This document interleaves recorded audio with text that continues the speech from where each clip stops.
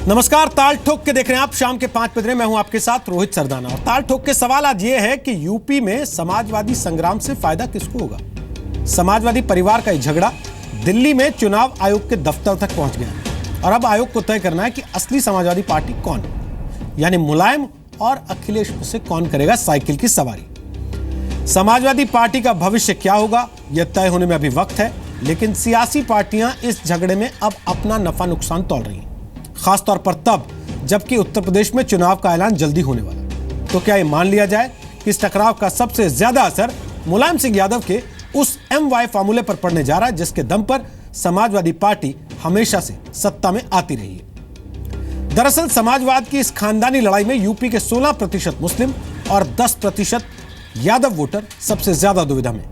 अगर मुसलमानों का वोट SP, BSP और कांग्रेस के बीच बढ़ता है तो इसका सीधा फायदा बीजेपी को मिल सकता है। यह भी हो सकता है कि BSP यूपी चुनाव में बीजेपी के साथ अपनी सीधी लड़ाई को प्रोजेक्ट करे। ऐसी स्थिति में मुसलमान वोटर BSP के भी साथ जा सकते हैं और दलित मुस्लिम गठजोड़ के साथ BSP सबसे ज्यादा फायदे में रह सकते हैं। यह भी हो सकता है कि मुलायम सिंह यादव और अखिलेश यादव की समाजवादी पार्टी में मुस्लिम वोट बढ़ जाए। ऐसे में BJP और BSP दोनों फायदा कमा लें। एक दुविधा यादव वोटरों की भी है जो इस बंटवारे के बाद SP के ही 2 धड़ों में से एक को चुनने के लिए मजबूर होंगे और अगर उनका वोट भी बढ़ता है तो फायदा तीसरी पार्टी को ही होगा। जी न्यूज ये मानता है कि आपको अपने वोट का इस्तेमाल जरूर करना चाहिए और वोट देने के पहले इस बात की पड़ताल भी जरूर करना चाहिए कि आपके लिए बेहतर कौन है। इस समय जबकि उत्तर प्रदेश के चुनाव में उतरने वाले राजनीतिक दलों और मतदाताओं के सामने रोजगार, खेती, मकान, बिजली, पानी, शिक्षा और सेहत जैसे मुद्दे होने चाहिए, ऐसा क्यों है कि एक पारिवारिक झगड़े ने सारे मुद्दों को बंधक बना लिया। क्या वाकई समाजवादी कुश्ती असल में एक नूरा कुश्ती है, या यह सच है कि 2 बिल्लियों के झगड़े में किसी तीसरे के लिए मुनाफे का माहौल तैयार हो। समाजवादी पार्टी का झगड़ा, यादव और मुस्लिम मतदाताओं का समीकरण और BJP से लेकर बहन जी तक के लिए मौका, इन सारे मुद्दों पर आज बात करेंगे ताल ठोक के। अखिलेश यादव में 24 जिंदाबाद जिंदाबाद।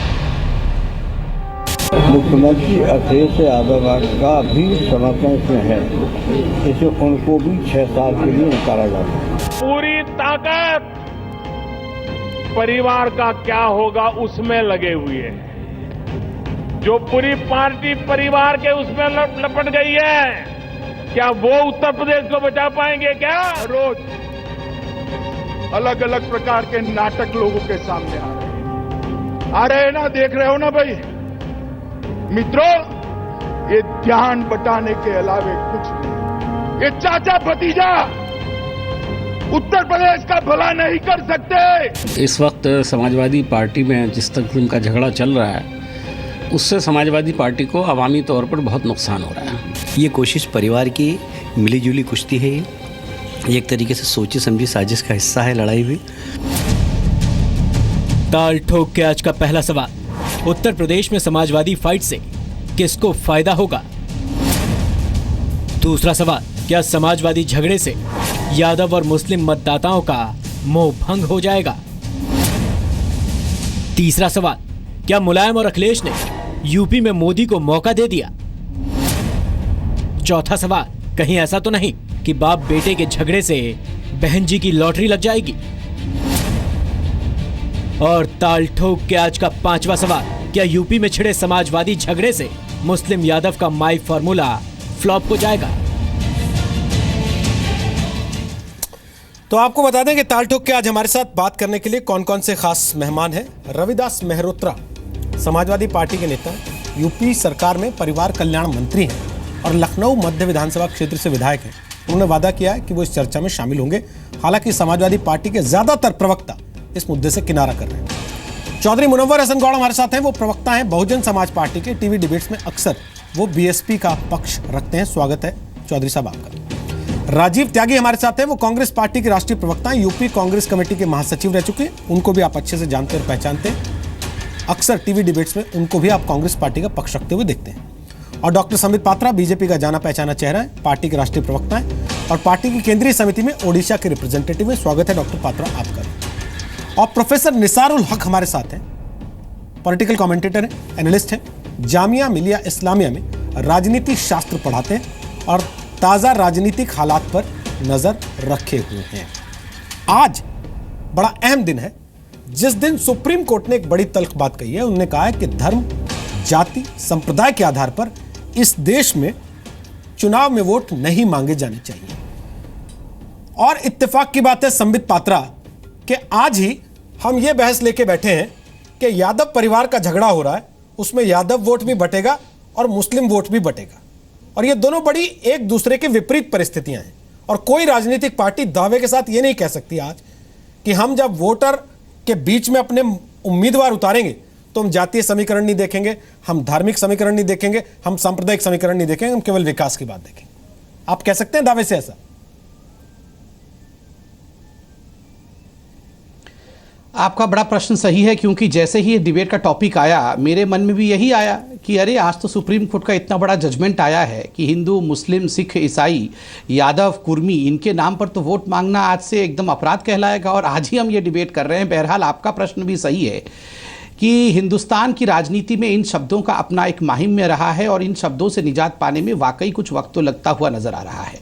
और आज प्रधानमंत्री नरेंद्र मोदी जी ने भी लखनऊ में यही आह्वान किया कि एक पल के लिए भूल जाएं कि आप किस जाति के हैं, किस धर्म के हैं, आप किस पार्टी के समर्थक हैं। एक पल के लिए सब एक होकर आके केवल विकास के लिए वोट करें और चिंता करें कि उत्तर प्रदेश में कैसे परिवर्तन आएगा।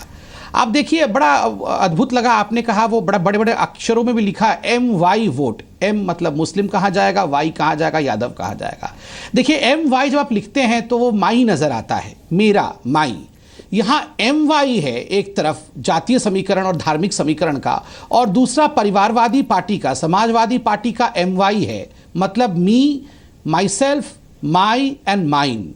मेरे को कोई मतलब नहीं है मुस्लिम से, यादव से, ये तो छलावा था। मेरे को तो मतलब है पावर मेरे हाथ में है, मेरे पिताजी के हाथ में है, मेरे चाचा के हाथ में है, भतीजा के हाथ में है। वो हम 40 लोग हैं परिवार में, हमारे बीच में से आई, मी, माई सेल्फ में से किसके पास पावर है, हमें उससे ज़्यादा मतलब है। MY तो केवल एक मुखौटा था। तो मुझे लगता है ये जो पूरी प्रक्रिया परिवारवादी पार्टी में हुई है, आज से मैं समाजवादी पार्टी को समाजवादी पार्टी नहीं कहूँगा, क्योंकि सपने में राम मनोहर लोहिया आते हैं तो बहुत चूटी काटते हैं, कहते हैं कि खबरदार जो तुम डिबेट में जाके समाजवादी पार्टी समय खत्म हो गया पात्रा जी, परिवारवादी पार्टी पात्रा जी समय खत्म हो गया, समय खत्म हो गया आपका। राजीव त्यागी, अच्छा राजीव त्यागी, ठीक है, किसको फायदा होगा? ठीक है, अखिलेश और मुलायम अगर लड़ेंगे तो किसका फायदा होगा? देखिए, मैं पहले भी, इससे पहले कि अपनी बात शुरू करूं, रोहित जी, आपको, संबित जी को और जितने भी प्रवक्तागण हैं यहाँ, एक्सपर्ट्स हैं, आपके जो सम्मानित व्यूअर्स हैं, उनको 2017 की नववर्ष की मंगल कामनाएं, शुभकामनाएं। ईश्वर, अल्लाह, जीसस, वाहेगुरु, भगवान बुद्ध सब उनकी रक्षा करें, मैं यही कहना चाहूँगा। इस विषय पे सिर्फ इतनी टिप्पणी काफ़ी होगी कि ये जो मेलोड्रामा चल रहा है उसमें अंतोतगत्वा जो विजयश्री प्राप्त होगी वो अखिलेश यादव जी को प्राप्त होगी। और पिछले सितंबर से मैं ये बात कह रहा हूँ और साफ गोई से कह रहा हूँ, इसमें कहीं कोई संशय नहीं है, क्योंकि भारतीय समाज की जो रचना है उस रचना में पिता अपने पुत्र को और पुत्री को विरासत सौंपते हैं। हालांकि भाई से वो लक्ष्मण बनने की उम्मीद करते हैं, लेकिन निश्चित रूप से अब उनके पुत्र अखिलेश हैं तो अखिलेश इस विरासत को संभालेंगे। रही बात इसकी, पिछले 4 महीने से हम लोग बाग इस विषय को देख रहे हैं, शय मात का खेल है, लेकिन ये वेल स्क्रिप्टेड है। मैं अभी भी यही कहूँगा, वेल स्क्रिप्टेड है, और अंतोतगत्वा इसमें अखिलेश यादव विजय श्री प्राप्त करेंगे। और इससे लेकिन दिक्कत ये है कि जो गवर्नेंस का काम होना चाहिए था उत्तर प्रदेश में, उसमें कहीं ना कहीं बहुत कमी आई है। उत्तर प्रदेश के लोग बाग दिक्कत में है। किसान को जो गन्ने का पेमेंट मिलना चाहिए था वो नहीं हो पा रहा है, किसान को जो दाम मिलने चाहिए थे वो नहीं हो पा रहे हैं। नोटबंदी की वजह से जो लोगों को परेशानी है वो दूर नहीं हो पा रही है। ठीक सर, समय हो गया, 1.5 मिनट आपका। रविदास मेहरोत्रा हमारे साथ आ गए हैं समाजवादी पार्टी की तरफ से, उत्तर प्रदेश सरकार में मंत्री भी हैं। मेहरोत्रा जी, स्वागत है आपका। पार्टी में जो घमासान चल रहा है, आपको लगता नहीं कि आपका जो मुस्लिम यादव का समीकरण है वो टूट जाएगा? मुसलमान वोटर भी परेशान होगा कि अब किसके पास जाएं? मायावती लगातार उधर से कह रही हैं कि मुसलमान हमें वोट दें, और दूसरी तरफ यादव वोटर भी परेशान होगा कि समाजवादी पार्टी एम को वोट देना है कि समाजवादी पार्टी ए को वोट देना है।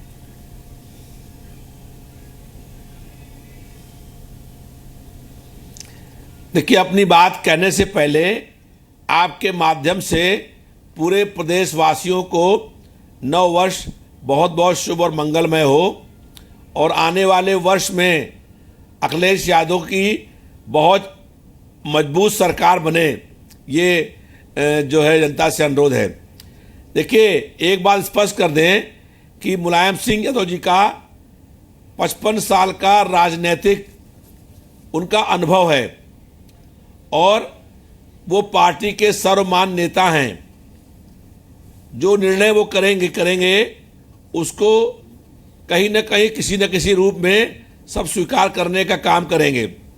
हमारी पार्टी में लोकतंत्र है और लोकतंत्र के नाते हर आदमी अपनी बात कह रहा है और अखिलेश यादव जी ने 5 साल में विकास के कीर्तिमान स्थापित किए हैं, ऐतिहासिक काम किए हैं। जनता और कार्यकर्ताओं की इच्छा है कि अखिलेश यादव के नेतृत्व में विधानसभा के आगामी चुनाव हों और चुनाव के बाद अखिलेश यादव जी इससे भी अधिक बहुमत के साथ सरकार बनाएंगे। जो लोग ये प्रयास में हैं कि छीका टूट जाए और भाग से उन्हें कुछ मिल जाए, ऐसा होने वाला नहीं है। और अखिलेश यादव जी के नेतृत्व में प्रदेश में। ठीक सर, समय हो गया आपका। चौधरी साहब, वो कह रहे हैं बिल्ली के भाग से चीका टूट जाएगा, इसका इंतजार कर रही है मायावती। क्या वाकई ऐसा है या आपको दिखने लगा है कि समाजवादी पार्टी की टूट में इनकी गलत? जी बोलें, आप बोलें। जी, मैं ये कहना चाहता हूँ पहले तो आपके माध्यम से, आपके चैनल के माध्यम से देश के जन जन को मेरी तरफ से नव वर्ष की शुभकामनाएं। और अब मैं ये बताना चाहता हूँ इन्हें कि मुलायम सिंह जी ने जो हमेशा दूसरी पार्टियों के साथ किया है, जहाँ भी वो गए वहीं धोखेबाजी की है, आज उनके बेटे ने उनके साथ धोखेबाजी कर दी। और दूसरी बात ये कि मुलायम सिंह जी और अखिलेश जी आज भी एक हैं और एक ही रहेंगे, लेकिन इसमें शिवपाल जी और अमर सिंह जी को ये बलि का बकरा बनाएंगे। और इनके साथ रहने से या अलग हो जाने से हम पे कोई फर्क नहीं पड़ता। हमारी पूरी तैयारी है। हम जो ना पूर्ण बहुमत की सरकार उत्तर प्रदेश को देंगे बहन जी के नेतृत्व में 2017 में। आज उत्तर प्रदेश का मुस्लिम समाज समझ गया है कि उसे कहां जाना है और बीजेपी को सत्ता में आने से आज कौन सी पार्टी रोक सकती है, ये मुझे बताने की जरूरत नहीं है। आज जो है ना हम किस स्थिति में है ये मीडिया भी जानती है और प्रदेश की और देश की जनता भी जानती है। मुलायम सिंह जी फेथफुल नहीं है, ये आज समझ में आ गया लोगों की, वो अपने बेटे के नहीं, बेटा बाप का नहीं है। तो आप ये बताइए कि प्रदेश का कैसे भला कर सकते हैं जो आदमी अपने बाप को लात मार रहा है। ठीक है सर, ठीक, 1.5 मिनट हो गया आपका। वो कह रहे हैं कि प्रदेश का मुस्लिम वोटर जानता है, निसार उल हक साहब, उनको इस बात से कोई फर्क नहीं पड़ता कि सुप्रीम कोर्ट आज क्या कह रहा है। उन्होंने अपनी लाइन सीधी रखी है, जो मायावती रखती हैं अपनी रैलियों में, कि मुसलमान हमारे पास आए, समाजवादी पार्टी से उसका भला होने वाला नहीं है। आखिर ये चक्कर क्या है? राजनीतिक पार्टियां बिजली के लिए, सड़क के लिए, पानी के लिए, बाकी मूलभूत सुविधाओं के लिए वोट क्यों नहीं मांगती? मुसलमान के लिए वोट मांगती हैं, यादव के लिए वोट मांगती हैं, क्या बाकी धर्मों का वोट नहीं चाहिए होता क्या उनको? बिल्कुल सही कहा आपने। मेरे ख्याल से इस स्थिति को देखते हुए जो सुप्रीम कोर्ट ने डिसीज़न लिया है आज, वो बहुत ही इम्पोर्टेंट डिसीज़न लिया है कि जो वोटिंग होनी चाहिए इलेक्शन में वो किसी कास्ट या रिलीजन के बेसिस पे नहीं होनी चाहिए और ना उसके बेसिस पे वोट मांगना चाहिए। और मेरे ख्याल से इस बात को प्राइम मिनिस्टर मोदी ने भी कहा। लेकिन अगर हम जो उत्तर प्रदेश है उसकी अगर सियासत देखें और तो हमें पता चलेगा कि यहाँ पे किस तरह कास्ट के बेसिस पे वोटिंग होती है। और ये आज से नहीं हो रही है, बहुत पहले से हो रही है। अगर ये सिचुएशन ख़त्म हो जाए तो मैं समझता हूँ इससे अच्छी स्थिति नहीं हो सकती। लेकिन अगर आज आप देखें तो जिस तरह से समाजवादी पार्टी दो गुटों में बट गई है। एक मुलायम सिंह का गुट हो गया है और एक अखिलेश का गुट हो गया है। ये सही है कि अखिलेश के साथ इस वक्त मेजॉरिटी है और ज़्यादातर एमएलए अखिलेश के साथ हैं, लेकिन क्या ये स्थिति जो चुनाव होने वाले हैं 2017 में उसमें भी रहेगी, ये अभी देखना बाकी है। क्योंकि मुस्लिम मतदाता जो है वो भी एक तरह से कंफ्यूज हो गया है कि वो किस तरफ जाए, वो मुलायम सिंह यादव की तरफ जाए या अखिलेश की तरफ जाए। तो समाजवादी पार्टी में जो ये दो गुटों में बटी है, इससे थोड़ा कन्फ्यूजन है मुस्लिम मतदाता में। और आखिर में क्या होता है, क्योंकि अभी तो ये बहुत ही अर्ली है कि हम कह पाएँ कि मुस्लिम मतदाता बढ़ जाएगा, लेकिन दूसरी तरफ जो कांग्रेस के प्रवक्ता थे उन्होंने कहा कि अखिलेश को जीतना चाहिए। तो मुझे लगता है कि कहीं ये अगर कोलिशन होता है समाजवादी पार्टी का और कांग्रेस का। देखिए, कोलिशन का सवाल बड़ा टची है, मैं माफी चाहता हूं, घड़ी नहीं है आप, क्योंकि जब बोल रहे थे हम पूरी तस्वीर दिखा रहे थे। मुलायम सिंह यादव निकले हैं वहां से चुनाव आयोग के कार्यालय से। आपका समय पूरा हो गया। मैं राजीव त्यागी से पूछ लेता हूं, क्योंकि कोलिशन का सवाल बड़ा टची है। राजीव जी पहले भी उसमें काफी ऐसी परिस्थिति में आ चुके हैं, फिर भी राजीव जी, बहुत लोग अंदर खाने ये कह रहे हैं कि कांग्रेस ने भरोसा दिया अखिलेश यादव को, अकेले लड़ो, बाद में जरूरत पड़ेगी तो हम तुम्हारे साथ हैं। जी बिल्कुल, आपने सही कहा। और जी न्यूज़ पे मैंने भी पहले कहा था कि 403 सीट पे कांग्रेस पार्टी लड़ेगी और कोई गठबंधन नहीं होगा समाजवादी पार्टी से। मैंने समाजवादी पार्टी कहा था, समाजवादी पार्टी अखिलेश से हो जाएगी। एक बात कर देता हूँ, राहुल गांधी से कर लेंगे यात्रा थी। देखिए, मैं स्पष्ट एक बात करता हूँ, मैं स्पष्ट एक बात कर दूं रोहित जी, मैं बिल्कुल साफ गोई से अपनी बात रखता हूं। राहुल गांधी की जब किसान यात्रा हुई थी, पूरे प्रदेश में 2 करोड़ 38 लाख किसान हैं, 5 करोड़ ऐसे दिहाड़ी मजदूर हैं जो रोज दिहाड़ी से अपना जीवन कमाते हैं, और साथ साथ पूरे प्रदेश में 1 करोड़ लोगों के यहाँ बिजली है, बिजली के कनेक्शंस हैं।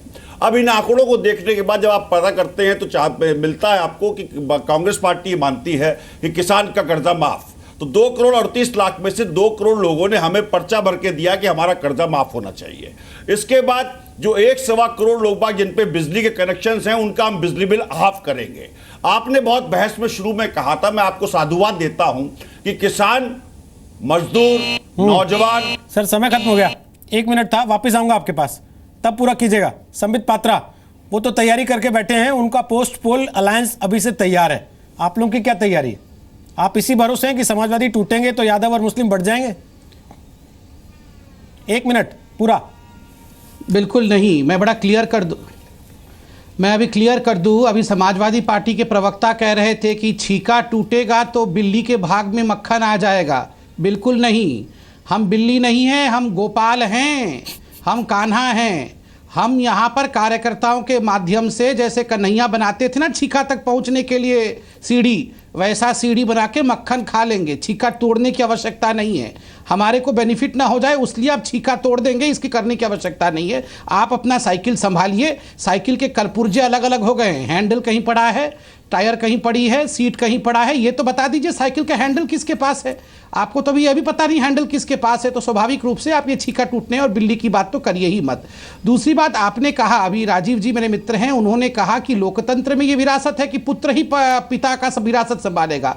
ये लोकतंत्र है, ये कोई वसीयतनामा नहीं है और ये कोई सल्तनत नहीं है जो पिता के वसीयत को केवल पुत्र ही संभालता है।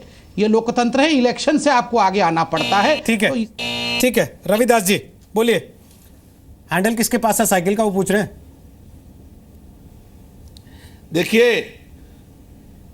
देखिए साइकिल जो है वो अखिलेश यादव के साथ चलेगी और पूरे प्रदेश में आप देखेंगे कि हवा नहीं तूफान चलेगा। और कोई जो पार्टियां हैं ये दिखाई नहीं पड़ेंगी जिन्होंने 50 दिनों में नोट के लिए बैंकों में लाइन लगवा दी है। आज वहां पर महिलाएं और किसान, मजदूर, गरीब, छोटा व्यापारी परेशान है। 150 लोग लाइनों में इनकी मौतें हो गई हैं। 50 दिन बीत गए हैं, आज भी बैंक खाली है, एटीएम खाली है, आज भी रुपए निकालने के लिए लोग लाइन लगाए हुए हैं। इन लोगों को चुनाव के समय जनता बताएगी कि आपने नोटबंदी क्यों करी। करप्शन बढ़ा है, ब्लैक मनी आई नहीं है और विदेशी खातों में जो रुपया है वो आया नहीं है। केवल जनता को झूठ बना करके, बहका करके। ठीक सर, समय हो गया, जनता खुद तय कर ले किसने झूठ बोला, किसने बहकाया। लेकिन चौधरी साहब एक चीज ये तो बताइए, त्यागी जी ब्रेक के बाद आऊंगा आपके पास, चौधरी साहब से कमेंट लेके ब्रेक पे जा रहा हूं। चौधरी साहब ये तो बताइए कि मुद्दे कहां चले जाते हैं चुनाव के समय में। अच्छा, एक चीज और समझ में नहीं आता मुझे, जब यूपी का चुनाव आता है या किसी भी राज्य में चुनाव आता है, वोट डालने वाला क्या केवल दलित होता है, क्या केवल यादव होता है, या केवल मुसलमान होता है? ऊपर जात वाले वोट नहीं डालते, ब्राह्मण वोट नहीं डालते, ठाकुर वोट नहीं डालते, बनिया लोग वोट नहीं डालते, या बहुसंख्यक वोट नहीं डालता, उसकी कोई चिंता नहीं करता क्या? उनका वोट नहीं चाहिए होता पार्टियों को? नहीं, पूरे समाजों का वोट चाहता है एक पार्टी को, लेकिन जो उत्तर प्रदेश की पॉलिटिक्स है वो इसके इर्द गिर्द घूमती है। जो आज जो चल रहा है, आप जो दिखाना चाह रहे हैं लोगों को, मैंने उस पर जवाब दिया कि वो बार बार कहते हैं मुसलमान बिखर जाएगा, मुसलमान इधर चला जाएगा, मुसलमान टूट जाएगा। तो मैंने ये बताया कि मुसलमान कहीं बिखरने वाला नहीं है, मुसलमान को पता है आज मुझे कहाँ जाना है। रही बात जो ना मैं मंत्री जी के लिए बोल दूं, ये बोल रहे कि ऐसा तूफान आएगा, मैं तो सर तूफान देख रहा हूं, आ गया समाजवादी पार्टी में, बिखर गई, साइकिल उड़ गई, कहीं नजर नहीं आ रही। वो जो है ना साइकिल को बटोरते हुए घूम रहे हैं, साइकिल नहीं मिलने वाली है, इस तूफान में चली गई। और राजीव जी को मैं ये बताना चाहता हूं, राजू जी ने कहा कि भाई संभावना है अखिलेश जी के साथ गठबंधन होने की, तो राजीव जी आप लोगों की तो मजबूरी है, कांग्रेस की मजबूरी है, उसके पास कोई ऑप्शन ही नहीं है। उत्तर प्रदेश में उसका कुछ बहुत है ही नहीं। अब 3 फ्लॉप लीडर मिलके उत्तर प्रदेश, चलिए आप कह रहे हैं 3 फ्लॉप लीडर मिलकर उत्तर प्रदेश में बदलाव लाने की कोशिश कर रहे हैं। सवाल ये कि MY समीकरण का क्या होगा? समाजवादी पार्टी में जिस तरीके का घमासान इस वक्त मचा हुआ है।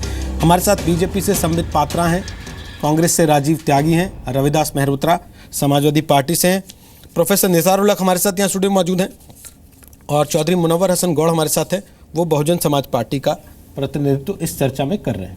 राजीव त्यागी, आप बहुत देर से हाथ उठाएं, आप अपनी बात पूरी कर लें, फिर मैं आगे बढ़ता हूँ। घड़ी नहीं है पर समय का ध्यान रखेंगे, उम्मीद करता हूँ। देखिए, उत्तर प्रदेश में जो हालात है, उन हालातों में निश्चित रूप से नोटबंदी एक बहुत बड़ा विषय होगा, इसमें कहीं को संशय नहीं है। अंतरिक्ष से अच्छे दिन चल दिए हैं, हालांकि घने कोहरे की वजह से वो लोगों को दिख नहीं रहे हैं। 50 दिन बाद नोटबंदी के राम राज्य आ चुका है, महंगाई से लोगों को निजात मिल चुकी है, फ्री सामान मिल रहा है, जाके ले आइए। 50 दिन बाद लोगों को रोजगार के लिए कोई एप्लीकेशन लगाने की जरूरत नहीं है, सरकार के पास जाइए, मोदी जी को चिट्ठी लिखिए, रोजगार मिल जाएगा। 50 दिन बाद किसानों की आंखों में कोई आंसू नहीं होगा, जितना दाम चाहिए उतने दाम पे आप सामान बेच सकते हैं और अपना पैसा हाथों हाथ ले सकते हैं। गन्ना किसान बिल्कुल निश्चित रहे, मोदी जी ने कह दिया है। 50 दिन बाद घर की गृहिणियां बिल्कुल सुरक्षित रहेंगी, और सुरक्षित रहने के साथ साथ उनको राशन फ्री मिलेगा। 50 दिन बाद पाकिस्तान अब कोई हरकत नहीं करेगा, हरकत ना करने की वजह से अब कोई जवान शहीद नहीं होगा। 50 दिन बाद आज स्थिति यह है कि ब्लैक मनी पकड़ने के बाद प्रत्येक व्यक्ति के खाते में 15-15 लाख रुपए स्वतः ही चले जाएंगे, लोग बात बिल्कुल मस्त रहें, अब कोई काम करने की जरूरत नहीं है, क्योंकि 50 दिन की लिमिट खत्म हो चुकी है। हालांकि मोदी जी राष्ट्र के नाम एक शोक संदेश और पढ़ चुके हैं, और शोक संदेश के बाद हम इसी निष्कर्ष पर पहुंचे हैं कि बातें ज्यादा काम कम, वादे हैं पर इरादे नहीं। और निश्चित रूप से एक बात कह सकता हूं, एक चीज जानना चाहता हूं, रोशनी भी एक हकीकत में छल लोगों, जैसे झील में चमकता हुआ महल लोगों। एक चीज जानना चाहता हूं, झील में जैसे महल चमकता है, ऐसे अच्छे दिन चमक रहे हैं। आपके पास जवाब हो तो एक चीज पूछ लूं सर, अगर इतना ही भरोसा है कि 50 दिन में ये सब हो जाएगा, तो राहुल जी 4 दिन और रुक जाते, 50 दिन खत्म होने से पहले ही निकल गए, सामने रहते सर, लड़ाई तो लड़ते हम लोगों की। जा रहे हैं तो इसमें प्रधानमंत्री के हाथ नहीं बंधे हुए हैं सर, हम लोगों की लड़ाई तो लड़ते हैं, हाथ नहीं बंधे हुए हैं। मैं कह रहा हूं सर, लोगों की लड़ाई तो लड़ते हैं, इस विषय को उठा रहे हैं नोटबंदी के, हम लोगों की लड़ाई तो लड़ते हैं सर। प्रधानमंत्री महोदय बिना सेनापति के सर आप यहाँ पे सूखा भाषण दे रहे हैं। सुन लीजिए प्लीज, सुन लीजिए प्लीज, सुन लीजिए प्लीज, सुन लीजिए प्लीज, अब सुन लीजिए ना। राहुल गांधी जी अगर उनके 65 करोड़ रुपए जो उन्होंने रिश्वत के तौर पे सहारा से और बिरला जी से लिए उसका मांग रहे, तो कोई बुरे काम नहीं कर रहे हैं, क्योंकि भ्रष्टाचार के विरुद्ध लड़ने का कहीं ना कहीं मादा होना चाहिए प्रधानमंत्री। कह रहा हूं मांगे 2014 में वो गंगा मैया के नाम पर रोज मांगे सर, रोज मांगे ना। मैं तो कह रहा हूं नया साल में चुनाव लड़ते, गाय मैया अभी तक नया साल आने से पहले चले गए, रोज मांगते। सुन लीजिए, के नाम पे चुनाव लड़ते तो सुनते, जबकि कुछ हासिल नहीं होता, रोज नई धार लेके आते हैं। एक चीज और कहना चाहूंगा, लास्ट सेंटेंस कहना चाहूंगा, भव्य भव्य रूप से राम मंदिर का निर्माण हो चुका है। सुब्रमण्यम स्वामी साहब ने कहा था कि चलिए अब मैं ये नहीं पूछूंगा राहुल गांधी कहां गए, क्योंकि इतने में स्थिति होगी तो आगे क्या होगा उससे समझ में आता है। 370 खत्म हो चुकी है। Okay sir. कश्मीर में लोग बाग जाकर के सारी संपत्ति ले रहे हैं। ओके जिन सर। लोगों को ये दिख नहीं रहा है वो गद्दार और देशद्रोही है। Okay sir. हालांकि पीडीपी और बीजेपी ने 4 लाख रुपए बुरहान वानी के परिवार को, ठीक है सर, अब नहीं पूछूंगा राहुल गांधी कहां गए सर, और नहीं पूछूंगा सर, नहीं पूछूंगा, पूरे देश में लागू हो चुकी है। नहीं पूछूंगा राजीव जी कहां गए राहुल गांधी, मैं समझ सकता हूं स्थिति, मैं समझ सकता हूं सर। संबित पात्रा आप बहुत देर से हाथ उठाएं, जवाब दीजिए। के बारे में क्या आप मैं समझ गया सर, राहुल गांधी जी ने क्या हाथ सर मैं समझ गया, मैंने तो कहा मैं चुप हूं सर, मैं पूछूंगा ही नहीं, मुझे तो इन मुद्दों को बता दीजिए। मैं पूछूंगा ही नहीं सर, मैं पूछूंगा ही नहीं, मैं पूछूंगा ही नहीं सर, प्रार्थना है सर, मैं पूछूंगा ही नहीं रोहित जी, सर मैं पूछूंगा ही नहीं करके मोदी जी के कार्य के बारे में सर, मैं कह रहा हूं मैं पूछूंगा ही नहीं। मोदी जी का घड़ी लगा दीजिए कहां गए जी, वो घड़ी हटा जी का तो अखबार में छप जाता है सर, कहां गए किसानों को दाम कैसे मिलेगा सर, अखबार में छप जाता है मोदी जी कब कौन से देश गए और कितने दिन के लिए गए। यहाँ पर ट्वीट तो करते हैं लेकिन जगह नहीं बताते कहां गए। जिन लोगों को छोड़ दीजिए सर, कोई बात दिख रहे हैं त्यागी जी, कोई बात ठीक है, कवर अप करने के लिए इतना करने की जरूरत नहीं है, हो गया कवर अप, मैंने छोड़ दिया वो सवाल सर, मैं आगे बढ़ गया, मैं बढ़ गया उस सवाल से आगे सर। राहुल गांधी जी सर मैं बढ़ गया उस सवाल से आगे, ऐसे करके ऐसे सर रहने दीजिए ना मोदी जी के सर, पूरा फ्रेम दिखाता हूं, पूरा अच्छे से कीजिए, देश देख तो ले कहां राहुल गांधी जी, पूरा फ्रेम दिखवाता हूं आप देश देख तो ले कहां कर रहा हूं, बिल्कुल करिए ना सर, करिए अब करिए, पूछ रहा हूं, मुद्दों की बात उठाई और सर, न्यूज को साधुवाद, ये मुद्दा ही नहीं है कि इस देश में नेता विपक्ष कहां है सर, प्रधानमंत्री के ये मुद्दा ही नहीं है कि इस देश की जनता अगर इतनी त्रस्त है, मर रही है, लाइन में मर जा रही है, नेता विपक्ष नए साल की पार्टी मना रहा है सर, ठीक है सर, ओके मैं मानता हूं सर, विपक्ष को सब माफ, ओके सर, 115 ओके सर, सब माफ, विपक्ष 125 लोग सब माफ सर, और मोदी जी आपने कहा 125 लोग मर गए, लेकिन आपने हम नहीं किया सर, आप पार्टी कैंसिल कर देते एक बार, नए साल की सर छोड़ दीजिए, कैसा शोक संदेश, छोड़िए ना सर, छोड़िए त्यागी कैसे बाहर निकलेगी जनता, त्यागी जी कुछ भी कर लीजिए, इस पे डिफेंस है नहीं आपके करेगी जनता, आप और आपके ताबूत जब डिफेंस होता है ना सर तो कम शब्दों में अपनी बात कह देता है, वो भाषण देने से जरूरत नहीं, खत्म नहीं होता, प्लीज संबित पात्रा, ये पूरा प्रेम लोग देख ले, देख रहे हैं सर, देख ले, जो मुझसे प्रेम करते हैं वो भी देख ले और जो मुझसे नफरत करते हैं वो भी देख ले, ऐसे ताबूत में कील ठोकेगी, क्या हो रहा है? आप संबित पात्रा बोलिए, ऐसे बोलिए संबित पात्रा, ऐसे ही संबित पात्रा मेरे मित्र, ये मैं आपसे निवेदन करता हूं रोहित जी, आप ये घड़ी, मुझे नहीं दिख रहा, मैं देशद्रोही गद्दार, मैं आप इनसे बुलवा लीजिए रोहित जी, मुझे कोई आपत्ति नहीं है, मैं यहाँ चिल्लाना नहीं चाहता हूँ, मैं इतना ही निवेदन कर रहा हूँ, घड़ी क्यों हटा देते हैं, वो जब तक घड़ी थी तो सब कुछ सही चल रहा था, घड़ी रखा करिए। देखिए उत्तर प्रदेश में जो चुनाव है उस 3 P के बीच में है, एक चौथा P भी है, मैं उस चौथे P के बारे में बात नहीं करूंगा, वो छुट्टी में चले गए हैं। 3 P क्या है? पैसावाद, परिवारवाद और परिवर्तन, इन्हीं 3 P के बीच में है, और उत्तर प्रदेश की जनता को इन 3 P में से, पैसावाद, परिवारवाद और परिवर्तन में से किसको चुनना है, वो परिवर्तन ही चुनेगी। चौथा P छुट्टी में गया हुआ है, वो खिलाड़ी गारंटी देते हैं राम मंदिर का जिक्र नहीं होगा पूरे चुनाव प्रचार में, ये गारंटी देते हैं पूरे चुनाव प्रचार में राम मंदिर का जिक्र नहीं होगा, ये गारंटी देते हैं पूरे चुनाव प्रचार में कहीं लव जिहाद नहीं आएगा, ये गारंटी देते हैं पूरे चुनाव प्रचार में आपका कोई नेता सांप्रदायिक बात नहीं करेगा, जैसे प्रवेश वर्मा कर रहे थे कुछ दिन पहले, गारंटी देते हैं आज।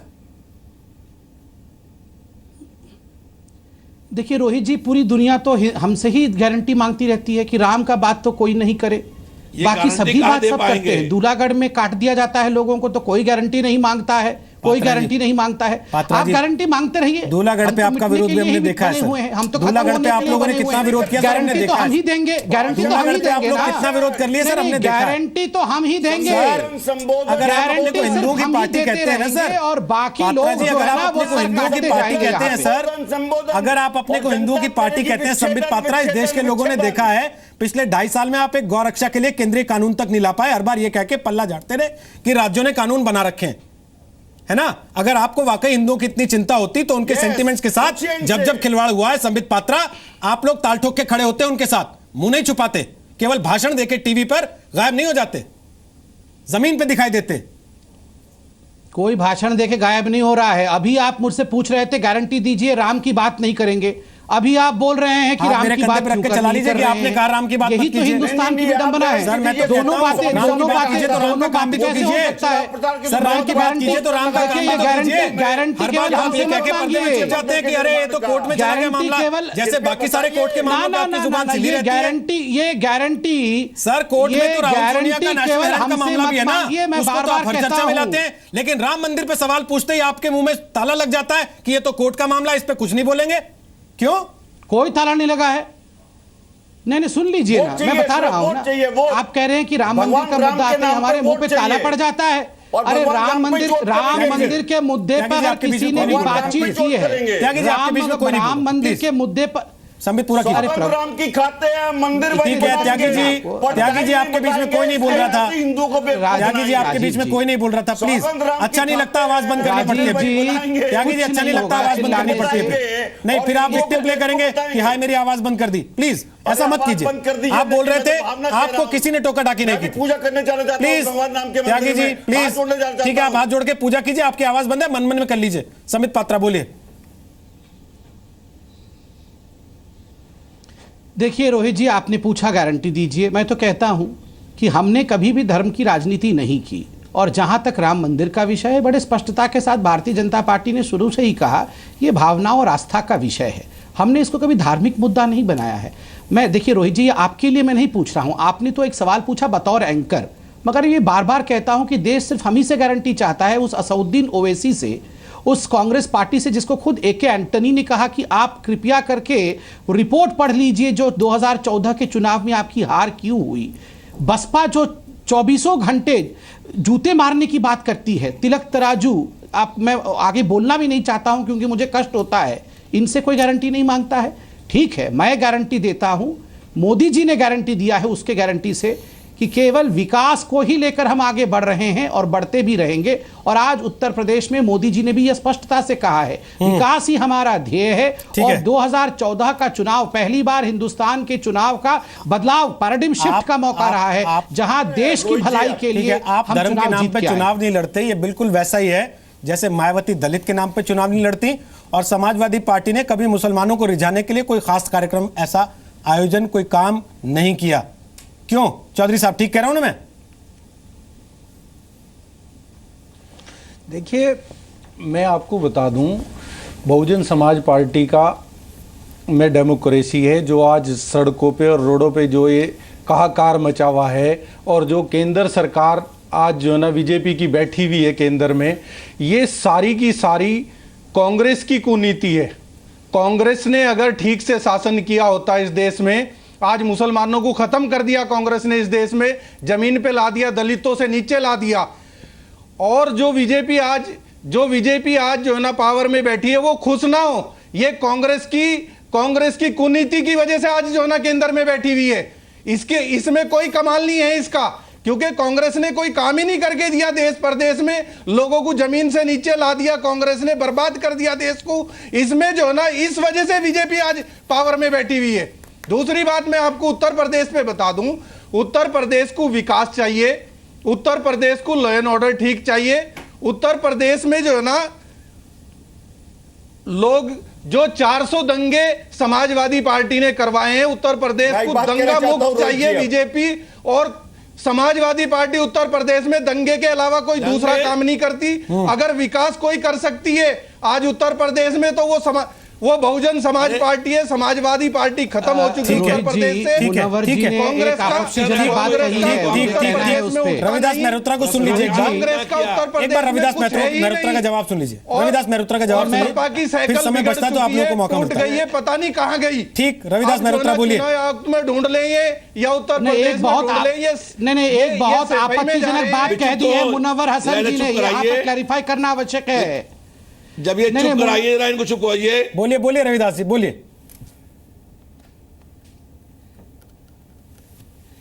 देखिए, सबको मालूम है जब सरकार बीएसपी की थी तो सरकारी कोष से प्रदेश की मुख्यमंत्री अपना बुत लगाने का काम कर रही थी, अपनी मूर्ति लगाने का काम कर रही थी। और इनके 22 मंत्री चुनाव से पहले जेल के अंदर बंद थे।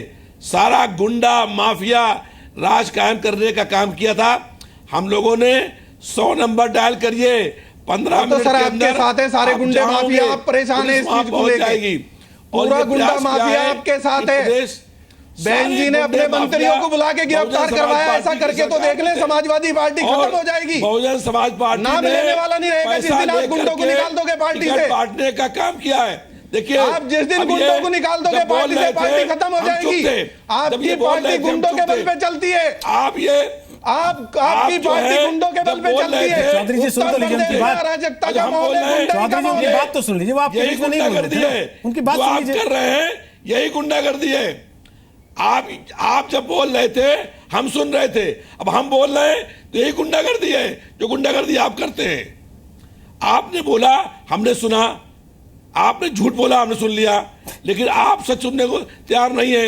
आप बताइए, सरकारी कोष से मायावती ने अपने बुत लगाने का काम किया कि नहीं किया?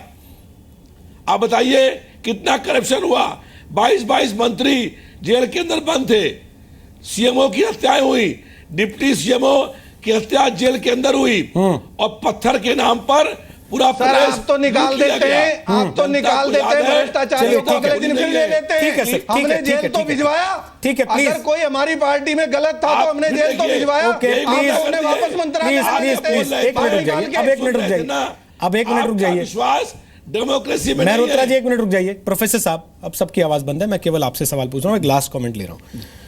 आपको याद होगा समाजवादी पार्टी का यह झगड़ा सतह पे तब आया जब अतीक अहमद को पार्टी में लाने की बात हुई। अखिलेश शायद चाहते थे क्लीन छवि के साथ वो मैदान में जाएं, और समाजवादी पार्टी के कुछ लोग पार्टी को उसी वापस रास्ते पर लाना चाह रहे थे जिसकी अभी जिक्र कर रहे थे बीएसपी के नेता। ये सारी बातें जो यहाँ हो रही हैं कि गुंडा तत्व नहीं होने चाहिए, चुनाव अच्छे से होना चाहिए, जाति के आधार पर नहीं होगा, विकास के नाम पे वोट मांगेंगे, ये सारी बातें टीवी से बाहर जाती, जनता के बीच जाते तो भूल क्यों जाते हैं? क्या मेरे ख्याल वाकई से- जनता केवल जात देख के वोट देती है, काम देख के नहीं देती?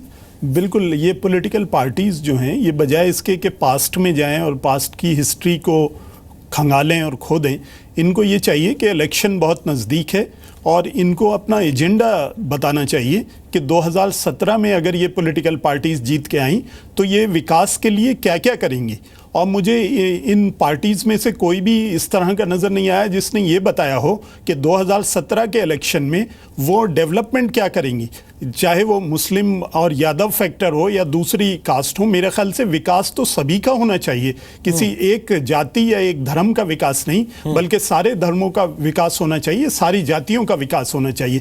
तो इसके लिए ये पॉलिटिकल पार्टीज क्या कमिटेड हैं या नहीं है? मुझे इनके डिबेट से अभी तक ये जाहिर नहीं हुआ कि ये पॉलिटिकल पार्टीज को इनका एजेंडा क्या है 2017 के इलेक्शन में जाने का, क्योंकि जो वोटर्स है वो बड़ी एक्सपेक्टेशन से इनको देख रहा है कि 2017 में ये हमारा किस तरह का विकास कर पाएंगे। तो अगर आप पास्ट के मुद्दों को खंगालते रहेंगे तो मुझे ये नहीं लगता कि ये आने वाले सालों में भी कोई उत्तर प्रदेश का विकास कर पाएंगे, या उत्तर प्रदेश का जिसका एजेंडा बिल्कुल क्लियर हो कि हम कोई और बात नहीं करेंगे, हम जाति का नाम नहीं लेंगे, हम धर्म का नाम नहीं लेंगे। आज सुप्रीम कोर्ट ने भी उसको बिल्कुल क्लियर कर दिया है। अगर वो अपने मुद्दों को सामने रखें और अपने विकास के मुद्दों को लाएं तो मुझे लगता है ये पब्लिक का भी भला है और ये देश का भी भला है, और इससे हमारा सारा समाज विकसित होगा, और यही हम देखना चाहते हैं। और इसी से शायद पॉलिटिकल पार्टी डरती हैं, विकसित होंगे तो सोचने लगेंगे तो सवाल पूछेंगे तो वोट अपनी मर्जी से देंगे, घोड़े गधे की तरह हाँक के वोट नहीं देंगे। इसी की चिंता में रहते हैं शायद पॉलिटिकल पार्टीज। धन्यवाद आप सबका। राजीव जी, संबित पात्रा, आप दोनों बोलना चाहते हैं लेकिन माफी चाहता हूँ, हम समय से ओवर हैं। जब आपको समय मिला था आपने उसका इस्तेमाल किसी और काम में किया, अब आपको जवाब सूझ रहे हैं। आप सबका धन्यवाद। ताल ठोक के में इतना ही।